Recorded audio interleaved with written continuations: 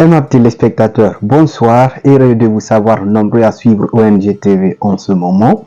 Aujourd'hui, nous vous présentons une journaliste au palmarès atypique. C'est la championne des prix, du moins très certainement pour sa génération et dans son domaine. Est-ce faux?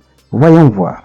Un prix pour le moment en 2023, 4 en 2022, 2 en 2021, 2 autres en 2020 et 1 en 2012. Il s'agit de Marthe Akissi-Bénédicte, deuxième lauréate de la catégorie meilleur reportage radio au Media Awards 2022-2023 de l'Union africaine de radiodiffusion. Elle n'est pas que journaliste, elle est aussi activiste engagée pour le climat, en ce sens qu'elle est la présidente fondatrice de l'ONG Réparateur pour l'environnement. Nous l'avons interviewée en marge du deuxième forum économique et humanitaire Russie-Afrique tenu les 27 et 28 juillet dernier à Saint-Pétersbourg en Russie. S'il vous plaît, abonnez-vous à notre chaîne, aimez, commentez et partagez nos vidéos pour nous soutenir dans ce travail que nous faisons de façon gratuite. Activez surtout la cloche de notification pour ne rien rater de nos contenus. ONG TV, la voix des activistes. Pratiquement 11 ans de métier de journaliste. Ensuite, je me suis spécialisée ces 2 dernières années sur les questions de santé et environnement. Donc, je réalise des reportages, des grands reportages et des enquêtes sur ces sujets-là. Et bien, donc, j'ai eu comme pas mal de prix quand même, mais bon, je travaille pas pour les prix non plus. Hein. Voilà.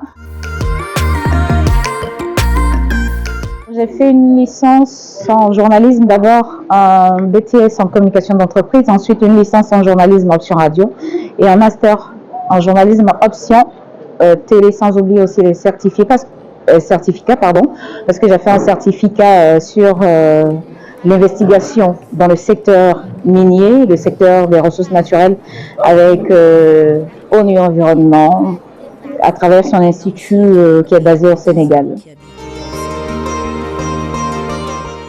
Quand j'ai fini les études dans l'école dans laquelle j'étais, il y avait une radio, et donc j'ai fait mon stage là et j'ai fait pratiquement 7 ans à pratiquer la radio là, et puis ben voilà, c'est après 7 ans d'exercice dans cette radio que j'ai été recrutée par la RTI.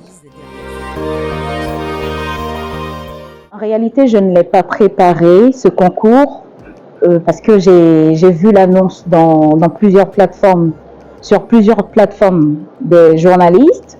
Et donc, j'ai essayé de lire les critères. J'ai vu que dans les thématiques abordées, il y avait la santé, précisément le cancer. Et donc, j'ai regardé dans mes productions. J'avais fait une production sur le cancer. Donc, ben voilà, j'ai pris pour postuler puisque je fais santé et environnement. Donc, c'est comme ça que j'ai pu postuler à ce concours. Le titre, c'est bien « Le cancer du col de l'utérus, un tueur silencieux dans le bidonville de Yaoséi ». Yaoséi, c'est un bidonville au nord d'Abidjan, dans la commune de Yopougon. C'est la plus grande commune de la Côte d'Ivoire d'ailleurs. Et c'est une maladie qui malheureusement a fait rage dans ce quartier bidonville-là et qui a tué beaucoup de femmes. Et c'est une maladie encore taboue. Voilà, parce que quand tu as le cancer du col de l'utérus, on te cache. Du coup, il fallait que je fasse ça pour vraiment briser ce tabou-là, dire que on peut se prémunir de cette maladie en faisant le vaccin des filles de 9 ans. Radio Côte d'Ivoire vous propose chaque samedi à 6h30 le grand reportage. Rediffusion après le journal de 19h. Le grand reportage, l'actualité se prolonge sur Radio Côte d'Ivoire.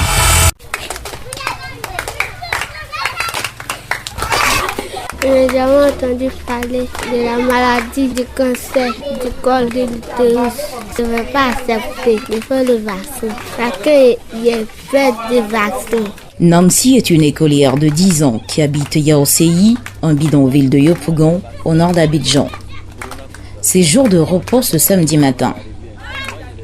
Devant l'une des étroites cours délabrées bordées de flaques d'eau usée, la fillette joue avec ses camarades.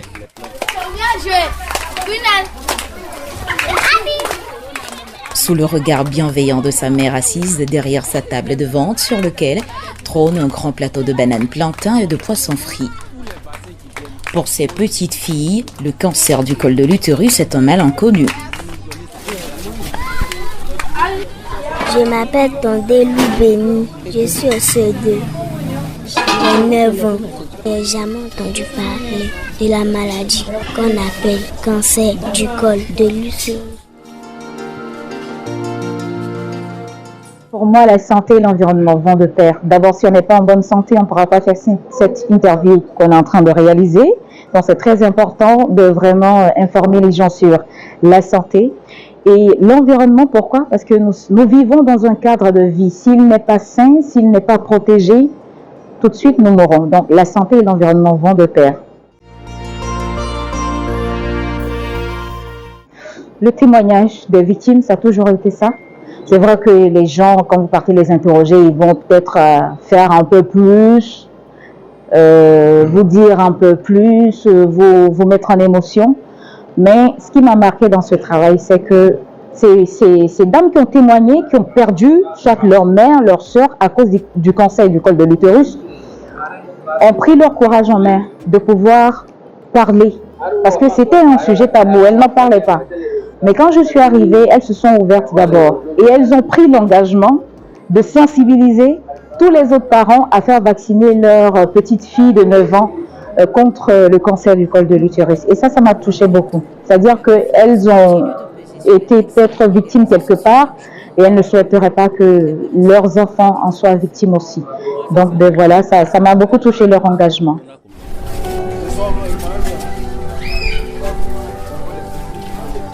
IAOCI, avec ses constructions précaires, abrite près de 300 familles. Ici, c'est un combat quotidien pour la survie. Des familles entières se partagent souvent la seule pièce qui constitue l'habitat de fortune et quelques tuyaux d'arrosage approvisionnent tout le quartier en eau. Adou Marcel y habite et est le chef de la communauté depuis maintenant 12 ans. Aujourd'hui, une mission un peu spéciale l'attend. Sensibiliser ses habitants sur le vaccin du cancer du col de l'utérus chez les petites filles de 9 ans et plus. Une tâche qui s'annonce difficile dans une communauté où appréhension et rumeurs gagnent facilement du terrain. 2021, nous avons eu des rencontres avec les professionnels, en particulier le centre de santé de Yopougon, afin de nous situer exactement ce que c'est le cancer de l'utérus. Donc c'est en cela que nous avons eu plusieurs fois des formations sur le cancer de l'utérus. Il y a 3 chefs que j'ai conduits qui étaient dans ma délégation, plus les 3 femmes qui sont ici que j'ai responsabilisées pour la gestion des femmes. Donc nous étions présents. Voilà, on a eu 2 à 3 jours et on nous a même donné des spots pour afficher. Et puis avec les sœurs, je leur ai demandé de passer de cours en cours pour chercher à sensibiliser les parents qui ont les enfants de 9 ans. Il faudrait que le vaccin soit fait. Il faut dire qu'avec le Covid, les gens sont peur. Il y a eu une dame même qui m'a approché, qui dit « Mais tiens, chef, ma fille a 9 ans, je vais l'envoyer, on va la vacciner. Est-ce qu'elle pourrait enfanter un jour ?» La peur qui s'est jointe à l'ignorance pour endeuiller des familles dans ce bidonville. Même si la population de IAOCI commence à être sensibilisée, les moyens de prévention ont longtemps été rares et la maladie y a déjà sévi. Sous le préau, Odile Canon revit les derniers instants passés avec sa sœur cadette, décédée du cancer du col de l'utérus il y a 7 mois. Un sourire triste sur le visage, la cinquantenaire raconte avec regret. Pour le col d'utérus, j'en connais. Ça a tué une de mes petites sœurs le 2 février 2022. Je suis de Trècheville. Elle avait 42 ans. Quand ça commençait, son corps chauffait. Elle avait le bas-ventre qui faisait très mal. Je me suis dit que c'était ses règles douloureuses. Elle saignait beaucoup, les caillots de sang même venaient. Ça sent, on dirait quelqu'un ils ont blessé. Donc c'est comme ça, on est allé à l'hôpital. Ils ont gardé, ils ont fait l'analyse, mais vraiment c'était déjà trop tard parce que ça a déjà gâté tout dedans là-bas. Nous, on voulait qu'on fasse une opération rapidement pour voir enlever cette trompe parce que c'est ce qu'ils avaient dit. Mais ça avait déjà touché même dedans. Donc je connais le cancer du col d'utérus qui tue mauvais même. Cette maladie, en tout cas, moi je ne veux pas. Donc je suis pour le vaccin de la petite fille de 9 ans. Si même nous, les mamans, là, même là, si on peut nous vacciner aussi, les mamans, c'est bon. Les témoignages sont de plus en plus récurrents face à un mal qui fait rage dans cette communauté.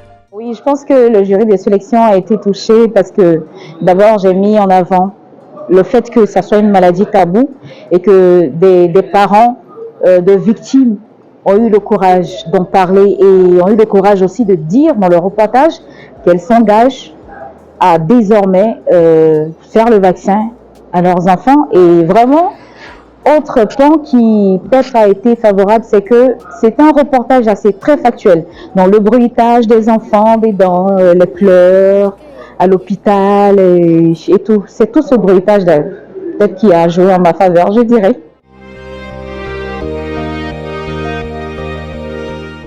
Un sujet tabou, c'est pas évident que les victimes ou les parents de victimes se prêtent aux questions. Donc, il fallait les préparer moralement, psychologiquement d'abord. Et en termes de difficultés aussi, c'est un bidonville. Hein. Voilà, du coup, parler à la presse comme ça, non, les journalistes, vous venez nous poser des questions, c'est pourquoi et tout ça. Donc, l'accès à l'information aussi était une des difficultés. Je suis heureuse que cette production ait touché quand même le jury du prix de l'Union africaine des radiodiffusions. Ça prouve que quelque part quand même ils ont compris le message que je faisais passer dans le reportage. Ils ont compris en fait la description de la réalité d'une communauté assez vulnérable. Du coup, voilà, c'est une grande joie. C'est pas mon premier prix.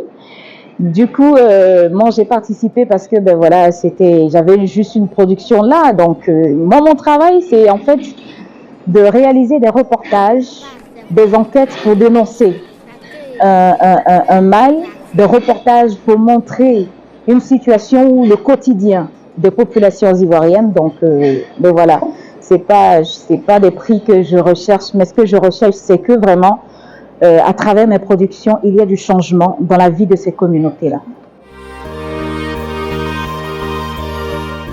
C'est déjà d'apprécier d'abord ce prix qui a été organisé par l'UIAR pour tous les pays d'Afrique, je crois bien. Ça permet aussi aux journalistes de se spécialiser parce qu'il y a eu des thématiques dans les critères, il y a eu des thématiques qui ont été abordées.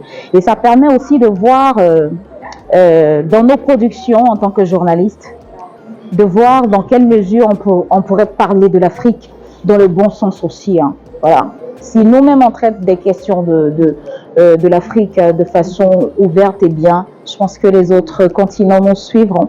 Donc, c'est une belle initiative. Merci donc à la chaîne ONG TV pour cette interview. Merci également à l'Union africaine des radiodiffusions qui a permis aussi que nous soyons à Saint-Pétersbourg pour participer au forum Russie-Afrique. C'est très important. Ça nous permet quand même de voir un peu, de partager les expériences, de collaborer aussi avec d'autres pays d'Afrique. Et merci vraiment.